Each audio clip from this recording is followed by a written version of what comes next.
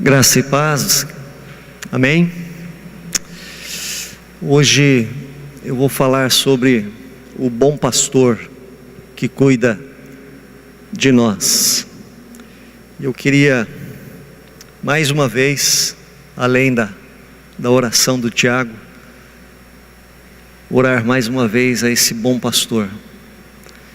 Quero dizer também que no livro de Gênesis, quando o anjo falou com Abraão que ele seria pai, Sara seria mãe, Sara riu, porque achava impossível, e aí o anjo disse: por acaso alguma coisa demasiadamente difícil para Deus?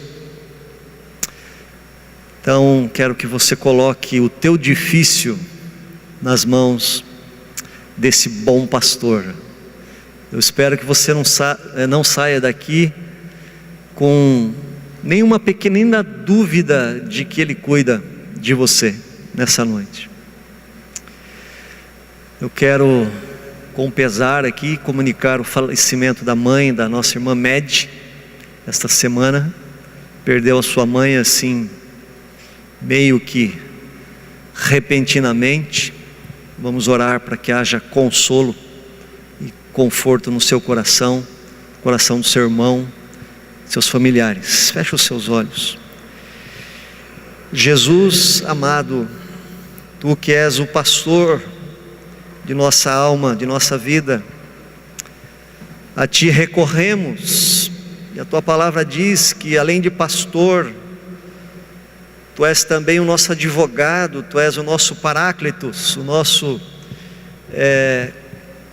auxiliador. O Senhor nos socorre na nossa fraqueza, assim também como o Espírito Santo.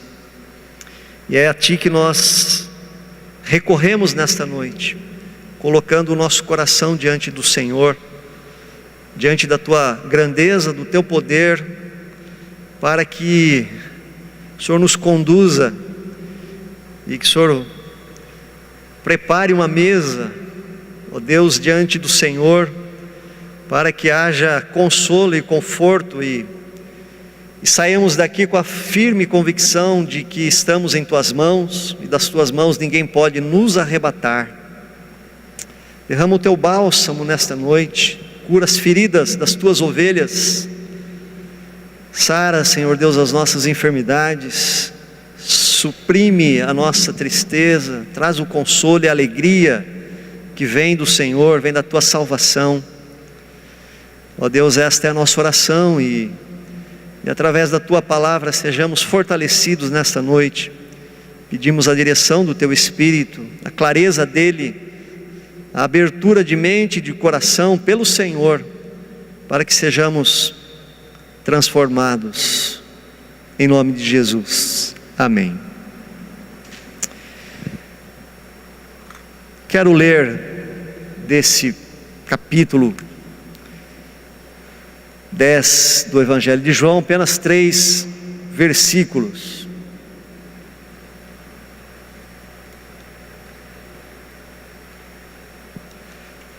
Eu sou o bom pastor dá a vida pelas ovelhas.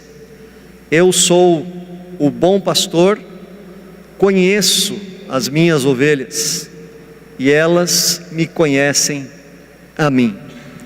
Ainda tenho outras ovelhas, não deste aprisco, a mim me convém conduzi-las, elas ouvirão a minha voz, então haverá um rebanho e um pastor.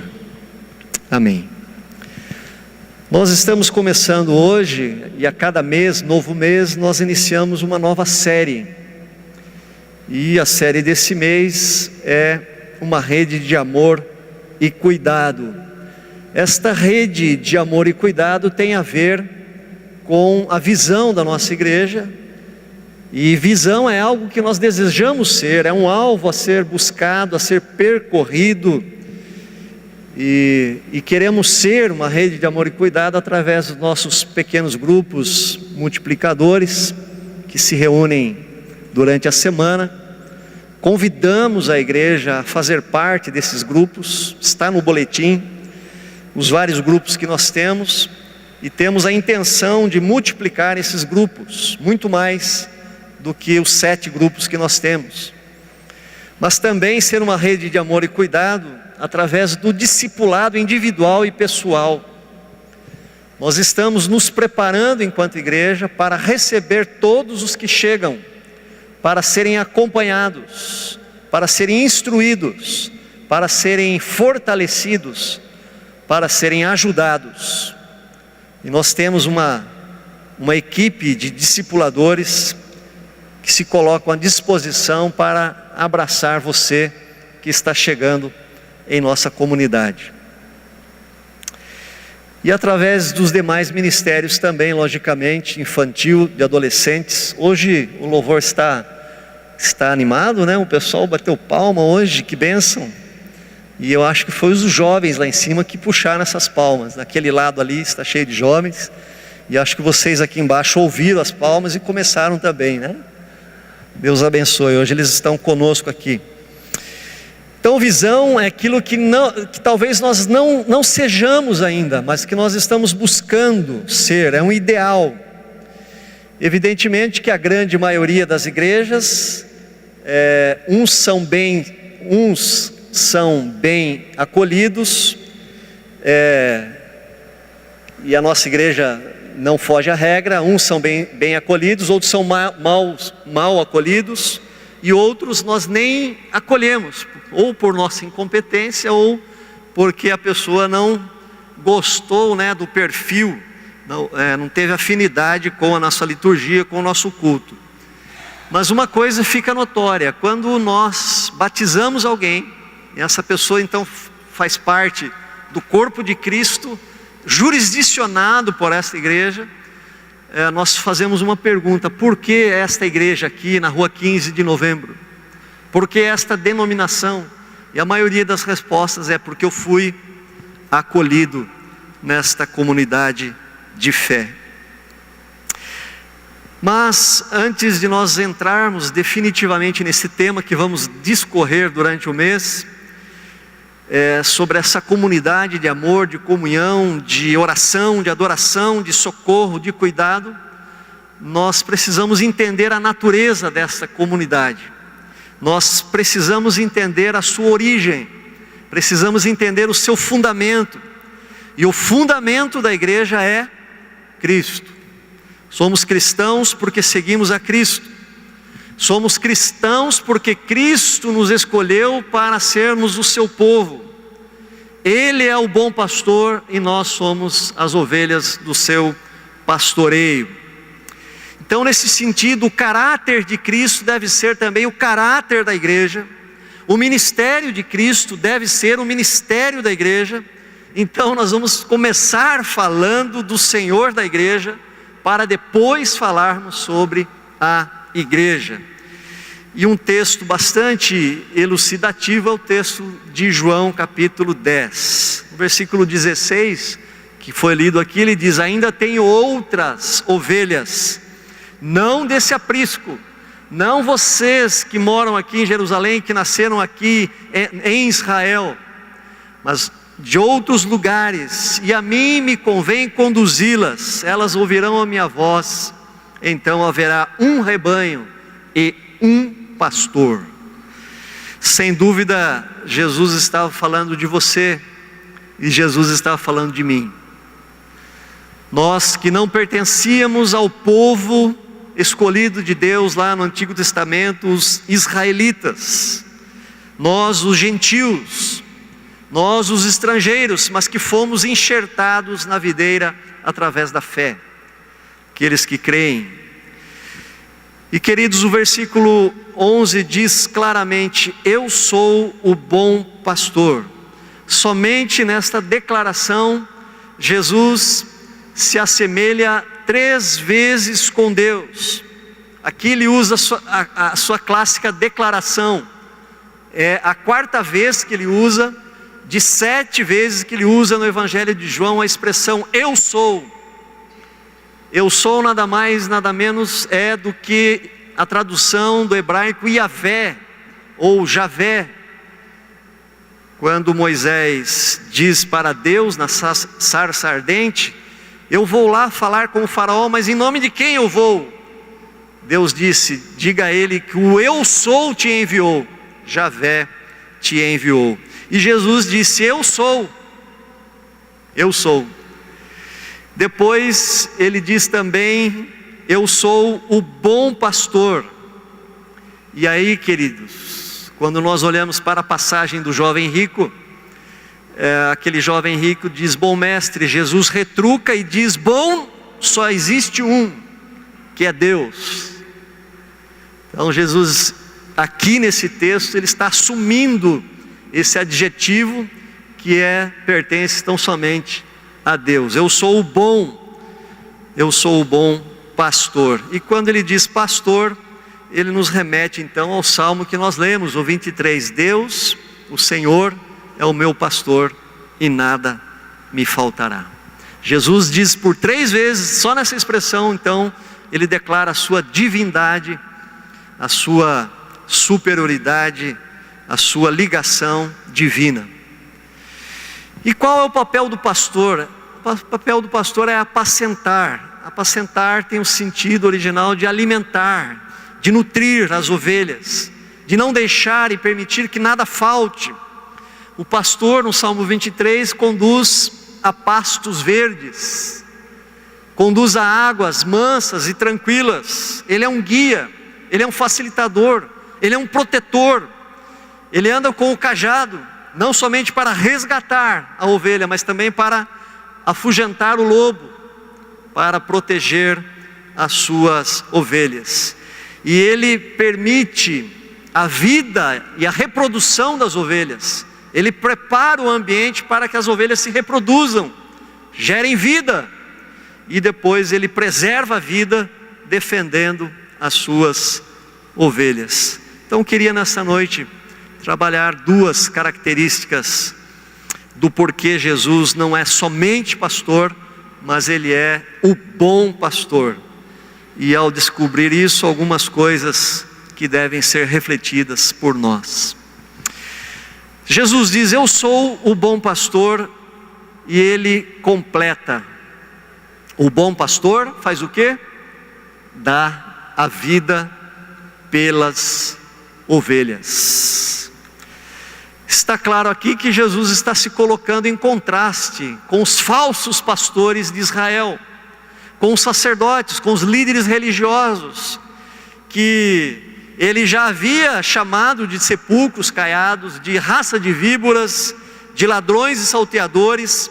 E agora, implicitamente, ele está dizendo que eles são mercenários, que eles são pastores do povo por interesse, pelo status social, pelo dinheiro, pela parte que lhes cabe, mas não cuidavam do povo, muito pelo contrário, colocavam fardos pesados sobre o povo que eles mesmos não carregavam. Os líderes religiosos não amavam o seu rebanho, não estavam dispostos a dar a sua vida por eles, mas Jesus estava, e Jesus assim o fez.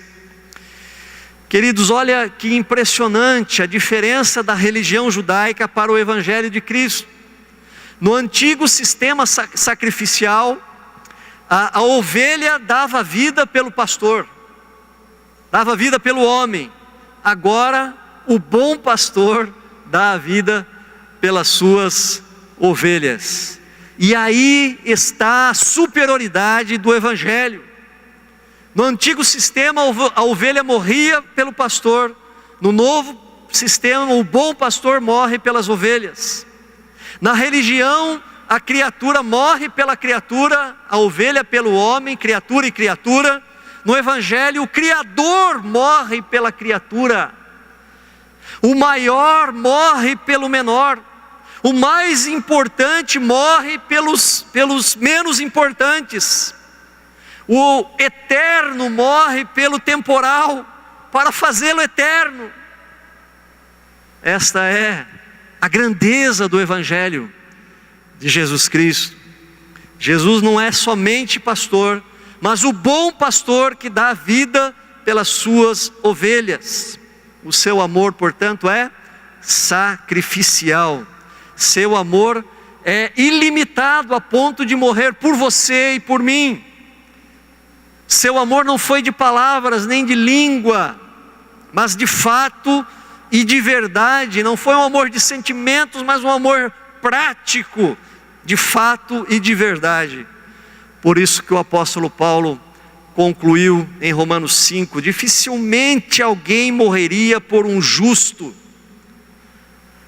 pois poderá ser que pelo bem, pelo bom, alguém se anime a morrer, mas Deus prova o seu próprio amor para conosco, pelo fato de ter Cristo morrido por nós, sendo nós ainda pecadores, nem justo e nem bons.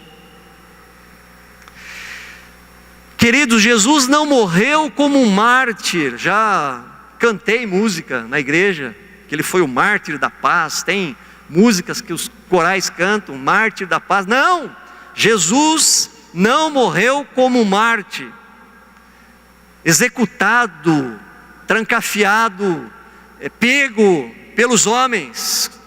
Não, ele morreu na verdade como um substituto, entregando a sua vida voluntariamente. Você consegue alcançar esse entendimento? Jesus não morreu porque ele foi perseguido, odiado. Ele morreu porque nos amou. Ele morreu porque ele desceu no meio do caos, do pecado, e nos amou profundamente, e nos amou até o fim. Isso muda tudo, muda tudo. A motivação da morte de Cristo não foi a raiva, não foi a perseguição, não foi o ódio dos seus opositores, mas foi o profundo amor de Deus pela sua vida. Quero que você saiba muito bem disso nesta noite. Gosto de citar a observação de John Stott, quando John Stott, que foi um ministro anglicano na igreja St. Paul, no Reino Unido, na Inglaterra, pastor reformado, ele estava visitando o maior templo budista no Japão, e diante daquela grande estátua de Buda, ficou olhando os detalhes, as pernas cruzadas, os olhos fechados, um pequeno sorriso nos lábios, sereno, silencioso, com um olhar distante na face, completamente desligado das agonias do mundo. E na hora o Espírito Santo o fez comparar aquele Buda pacífico e sorridente com a figura sofrida lá na cruz do Calvário. Era diferente, muito diferente. O crucificado é o Deus por mim. Ele colocou de lado a sua imunidade celestial para sentir a nossa dor. Ele entrou em nosso mundo de carne, sangue, lágrimas e morte. Ele sofreu por nós, ele morreu em nosso lugar, a fim de que nós pudéssemos ser perdoados. Aleluia. O bom pastor dá a vida pelas suas ovelhas. O bom pastor ama sacrificialmente. Bultmann, que foi um grande teólogo, aliás está vivo ainda, um dos remanescentes do século XX, junto com Karl Barth, Emil Brunner e outros. Ele diz que a paixão divina do amor para fora fundamenta-se na dor do amor interno. Com isto o Bultmann está querendo dizer o seguinte, que este amor para fora, este amor provado, demonstrado na cruz, levado a cabo pela morte do Filho de Deus, na verdade está baseado na profunda dor que Deus sentiu ao ver a humanidade perdida e condenada. Queridos, isso é profundo demais.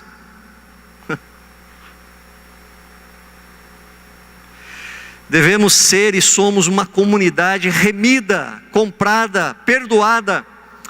A morte substitutiva do bom pastor nos deu vida eterna. Aleluia! Jesus nos amou tanto, tanto, tanto, que nos comprou para si. Nós somos dele, pertencemos a ele. Fomos comprados com um preço alto. E ele nos pertence hoje. A salvação é um ato estratosférico. Está além da nossa esfera. A salvação, a reconciliação, a vida eterna no céu não é algo merecido, muito menos conquistado por nós, é algo oferecido, é algo que vem do alto, vem de Deus. Tudo que parte de você é religião, tudo que parte de nós é religião, não é aquilo que você faz, saiba disto, mas é aquilo que o bom pastor fez em seu lugar. Ele deu-se a si mesmo por sacrifício para pagar os nossos pecados. O que você faz diante disso tudo? O que você faz diante de tão grande amor? Você já se tornou ovelha deste pastor divino? O meu amigo pastor Sérgio Schaefer, gaúcho, veterano já, veterano e luterano, luterano e veterano, aposentado, criador de ovelhas. Num dos encontros que eu participei, ele estava, eu falei: o senhor é criador de ovelhas, pastor Sérgio? Sim. Então vem cá, eu quero aprender um pouquinho, como é que é essa história aí de ovelha. Ele disse o seguinte, que se eu fosse no sítio dele e chamasse as suas ovelhas que estavam pastando no campo, nem ao menos elas ergueriam a cabeça para olhar.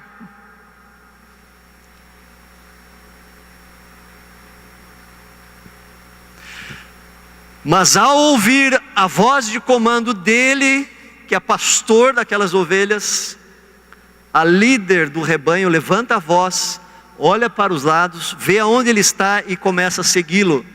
E todas as outras vão atrás.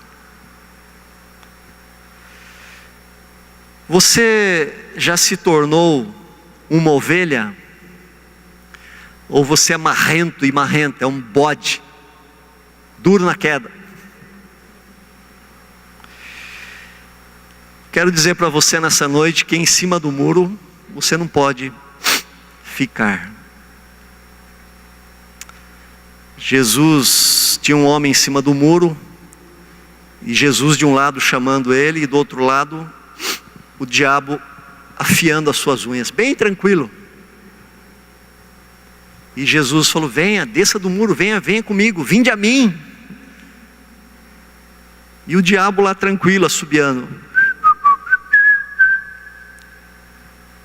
E aí o homem ficou assim: poxa, mas Jesus está me chamando, o diabo não está nem aí. Ele virou para o diabo e disse assim: por que você está tão tranquilo? Ele falou: o muro é meu. O muro é meu, não tem problema, o muro é meu. Você precisa tomar uma decisão a respeito do bom pastor. Quer segui-lo? No versículo 14, Jesus repete a frase, e ele acrescenta mais alguma coisa: eu sou o bom pastor, conheço as minhas ovelhas. O bom pastor conhece as suas ovelhas. É interessante que na primeira expressão Jesus diz que ele dá a vida pelas ovelhas, não está dizendo pelas suas ovelhas. Agora ele está dizendo: eu conheço as minhas ovelhas. Ele morreu por todos, mas aqueles que creem se tornam suas ovelhas. E o sentido do verbo conhecer aqui, naquela época significava muito mais do que saber algumas coisas na mente. O verbo conhecer na antiguidade se refere ao relacionamento íntimo entre um homem e uma mulher. Então esse texto está dizendo assim, lembra de José e Maria, quando o anjo disse que ela estava grávida? E ele pegou a malinha dele, a trouxinha dele, ia cair fora. O anjo falou: não, fica aí, cuida desse menino aí, porque o nome dele vai ser Jesus, ele será profeta, poderoso. E a Bíblia completa ali que até o nascimento de Jesus, José não conheceu Maria. Peraí, como não conheceu? Eles já tinham um contrato de casamento, já eram noivos. Claro que conhecia, sim. Não conheceu, ou seja, não manteve nenhum relacionamento sexual com Maria. Queridos, no Oriente, era comum os pastores conhecerem as suas ovelhas individualmente. Portanto, o pastor sabia qual a melhor maneira de cuidar de cada uma delas. Eu quero dizer para você aqui nesta noite, olhando em seus olhos, Jesus conhece profundamente você. Jesus conhece profundamente a ansiedade que vai no teu coração. Jesus conhece a insegurança que vai no teu coração, conhece os medos.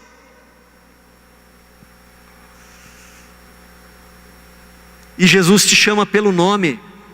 Isso é maravilhoso demais. Nos 4 evangelhos bíblicos existem relatos interessantes desse conhecimento de Jesus. Quando o nosso conhecido Pedro é apresentado a Jesus, Jesus disse, olhando Jesus para ele, disse: tu és Simão, o filho de João, tu te chamarás Cefas, que quer dizer Pedro. Jesus, olhando para um homem baixinho que havia subido numa árvore, quando estava passando com a turba, com a multidão ali, ele olhou para aquele homem e disse: Zaqueu, desce depressa, hoje eu vou lá, na sua casa, prepara uma jantinha para mim.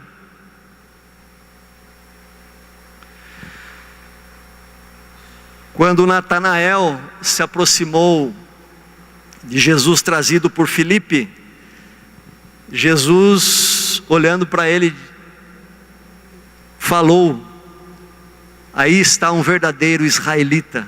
Mas como assim? O senhor já me conhecia? Não, eu te vi lá enquanto você estava sentado embaixo da figueira. Naquela época os pastores conheciam as suas ovelhas. Uma ovelha tinha medo de altura, outra ovelha tinha medo de sombra. Jesus também conhece cada particularidade tua, meu querido, minha querida. Cada particularidade sua. E por nos conhecer tão profundamente, Ele conhece também as nossas necessidades. Portanto, Ele nos assiste, Ele nos ajuda como ninguém pode. Porque Ele está em nós, nós somos morada do Seu Espírito. E Ele intercede junto ao Pai por nós, Ele é o nosso advogado. Ele é a luz do mundo. Quem o segue não anda no escuro, Ele nos orienta, Ele nos dirige, Ele nos conduz a pastos verdejantes, a águas tranquilas. E como igreja, nós devemos refletir este caráter de Cristo. Precisamos conhecer uns aos outros, conhecer as pessoas, para poder ajudar as pessoas. A Reforma Protestante completou 500 anos. Na verdade, Lutero e os outros reformadores não queriam dividir a igreja cristã. E o movimento se chamou Reforma. Nós precisamos voltar à origem. Nós temos diferenças irreconciliáveis, de 500 anos, teológicas, com o catolicismo, diferenças teológicas. Se alguém quiser saber mais dessas diferenças, a gente explica, são bastante simples. E eu respeito a Igreja Católica, porque a Igreja Católica é a Igreja Católica Apostólica Romana. A gente precisa estudar a história, e ela começou a chamar-se assim, a partir de 1054. Depois dividiu e teve a Igreja Católica Ortodoxa Oriental. Mas todos nós somos ramo daquele catolicismo antigo. Católico significa universal, a Igreja de Cristo que está no mundo. Portanto, os presbiterianos são católicos também, porque eles pertencem a essa Igreja una, né, que está no mundo. Agora, uma das diferenças mais marcantes do protestantismo para o catolicismo, creio eu, seja mais até eclesiológica, a maneira de ser e funcionar a igreja, em termos práticos, é a relação do fiel com a igreja e da igreja com o fiel. É muito comum uma pessoa católica, que todo brasileiro é católico, né? Nasce católico a maioria, vai à missa, e se não for à missa, ninguém percebe que ele foi. Isso na maioria, com as poucas exceções. Geralmente, o sacerdote católico não visita as famílias nas suas casas. Ele atende, faz atendimento pastoral, se for o caso, aconselhamento, mas ele não tem essa prática, pelo menos a maioria que eu sei. Na igreja protestante não, nós sabemos o nome, nós sabemos o nome do cônjuge, nós sabemos o nome dos filhos, se é solteiro, casado, qual é a profissão, o endereço, nós já fomos à casa, sabemos onde moramos, e na medida do possível nós ajudamos. Ajudamos por quê? Porque conhecemos, principalmente quando a família passa em tempos de crise. Queridos, nós somos e seremos de fato uma rede de amor e cuidado quando nós imitarmos Jesus. Jesus conhecia as suas ovelhas. A igreja se torna também esta rede de amor e cuidado quando, à medida que acolhe, e não somente acolhe aqui nesse santuário, mas conhece e cuida de todos aqueles que lhe pertencem. Por isso eu trago esta palavra nesta noite, do bom pastor que conhece as suas ovelhas. Eu queria concluir, dizer o seguinte: Jesus é o bom pastor, porque Ele deu a sua vida pelas ovelhas, e Ele mesmo constituiu um rebanho de todas as nações, um só rebanho. Eu quero dizer para você, falei de catolicismo, protestantismo aqui, existe uma igreja só. Existe apenas uma igreja, um só rebanho, uma só fé, um só pastor, disse o apóstolo Paulo. Independente de raça, posição social, denominação, a igreja é una, a igreja é uma. Não existem duas igrejas de Cristo. Existe apenas uma, a noiva do Cordeiro, aquela que subirá, conforme foi falado pela manhã aqui pelo reverendo Áureo, subirá para o encontro com o Senhor nos ares ao toque da última trombeta, para encontrar-se com o noivo. Você já se tornou uma ovelha desse rebanho? Você o conhece?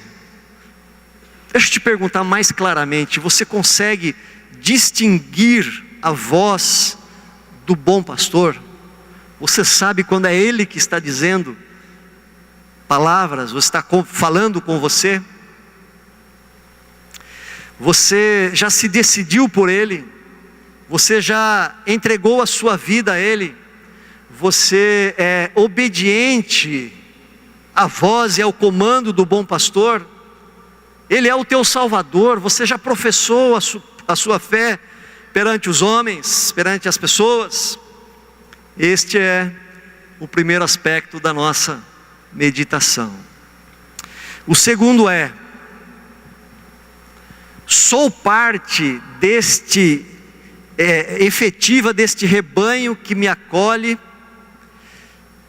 desse rebanho que conhece, desse rebanho que serve e que abençoa pessoas feridas?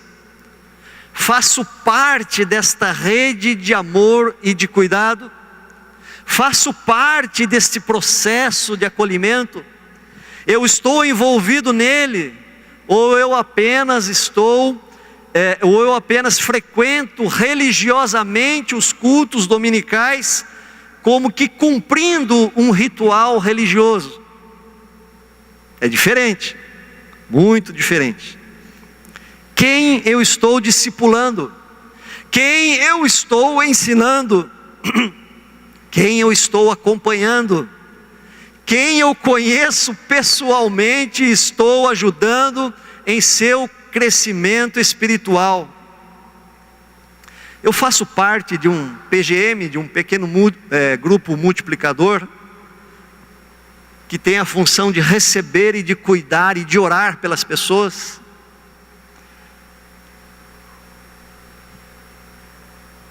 Eu quero dizer como pastor, um dos pastores dessa comunidade, com muito amor para você: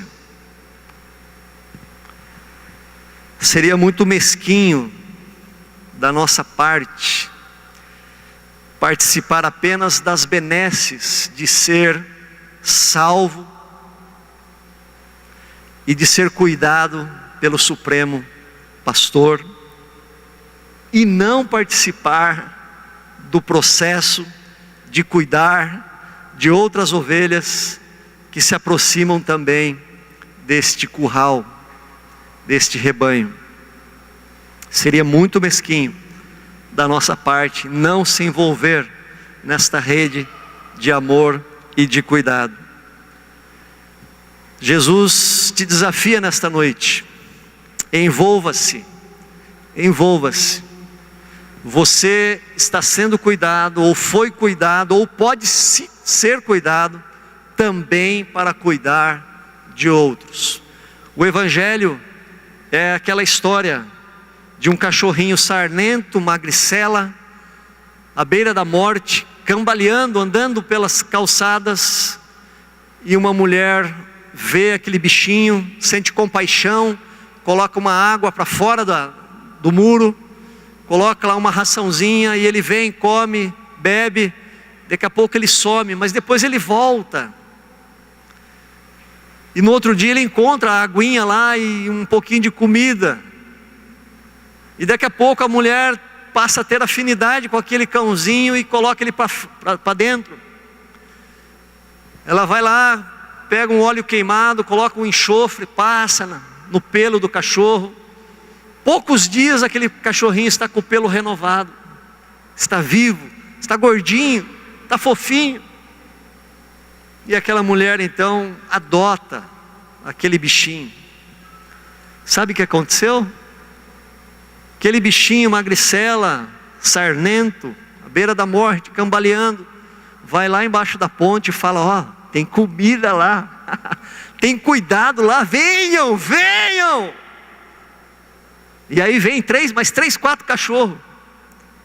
Queridos, igreja é isto. Igreja é isto. Estávamos perdidos, condenados, sem Deus e sem esperança. Fomos aproximados, fomos acolhidos, fomos enxertados na videira. Ele nos amou, morreu por nós, nos adotou, colocou em sua família. Somos filhos. Saímos de criaturas para filho. E agora? Agora eu quero fazer parte desse processo, quero trazer outros para receber tudo o que eu tenho recebido de Deus. Então faça parte desta rede de amor e cuidado. Amém? Que Deus, que o Espírito Santo te incomode nessa noite, que Ele te tire o teu sono, para que você seja cutucado mesmo para esse envolvimento nesse corpo de Cristo que é a igreja. Deus abençoe. Amém.